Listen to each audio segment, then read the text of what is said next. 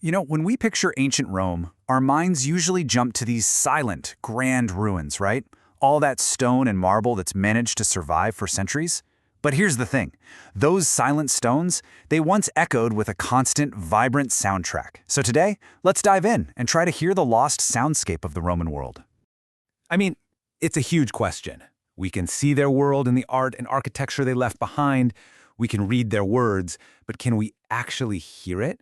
How in the world do you even start to reconstruct the sounds of a civilization that vanished 2,000 years ago? Well, that's exactly what we're going to explore. And right off the bat, we hit our first major hurdle. As the scholar Mary Angela Wardle points out, we're not exactly swimming in evidence here. We're working with bits and pieces, just a few fragments, and that really makes us historical detectives, doesn't it? We're trying to piece together clues from a very, very cold case. So, if we want to hear Rome's music, we first have to figure out where to even look for these ancient sounds. It's time to open up our detective kit.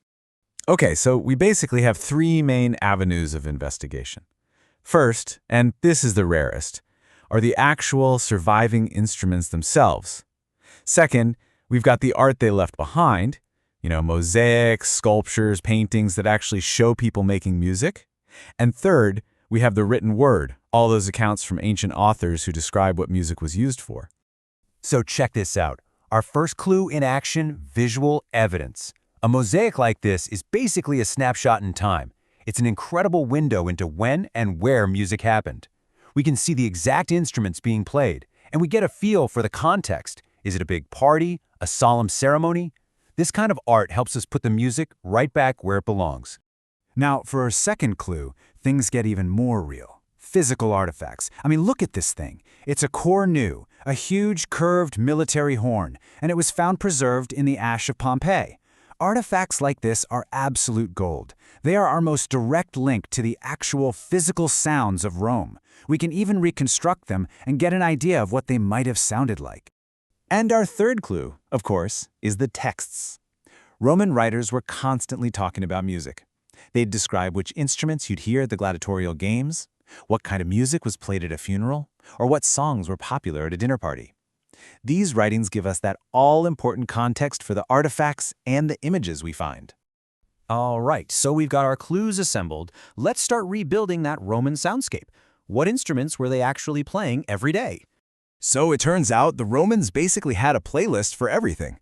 On one side, you have these loud, powerful instruments for huge public events. You've got the tuba, which was a long, straight trumpet, and that cornu we just saw.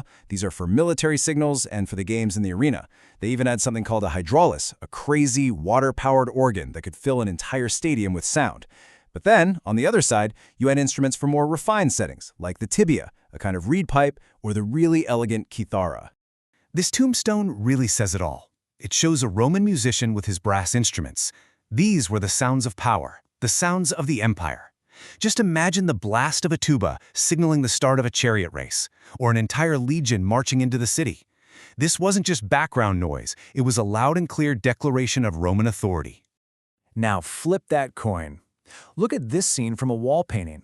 This musician is playing the kithara, which was a big, complex version of a lyre. This was the instrument of the pros, the virtuosos, kind of like the rock stars of their day. They'd perform in theaters and at fancy private parties for the wealthy elite. This was the sound of art, of poetry, of high culture. And honestly, the sheer variety is just staggering. We're talking about a huge range of percussion. Cymbals, drums, even something called a scabellum, which was basically a wooden clapper you'd tap with your foot to keep time. They had all kinds of strings, lyres, lutes, harps, and an enormous family of wind instruments, from panpipes and flutes to even a type of bagpipe. This wasn't a simple, quiet world.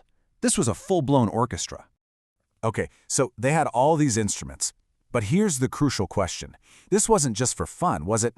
We've seen what they played, but why? Why was music so deeply tangled up in the fabric of their entire world? Well, to get it, we have to understand this key idea they borrowed from the Greeks, musikae. See, for them, music wasn't just some instruments and a singer. It was this unified concept, an inseparable fusion of melody, words, and movement. Song, poetry, dance, it was all part of one powerful holistic experience. And because of that, they actually believed that music had a direct effect on your character, on your very soul. They called it the theory of ethos. The idea was that certain melodies and rhythms could literally make you more courageous or more disciplined, while other kinds of music could lead to weakness and chaos. So for the Romans, music was a serious tool for educating good citizens. This quote from the geographer Strabo just nails it. Music wasn't only about sounding good or making you a better person. He's saying that its pleasure, its beauty, was seen as a direct pathway to connecting with the gods. It was a core part of their religious lives. So when you put it all together, you realize music was absolutely essential. It was in the temples for worship, in the public square for political rallies, on the battlefield for signals, in the theater for entertainment, and in the home for every single major life event, from weddings to funerals. It really truly was the soundtrack for Roman life.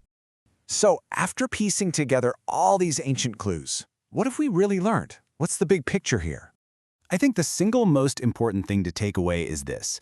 The Roman world was loud. It was a place absolutely buzzing with sound, filled with a rich, complex, and deeply meaningful musical culture that touched everything they did, how they worshipped, how they fought, and even how they understood what it meant to be human. And that really leaves you with a final thought, doesn't it?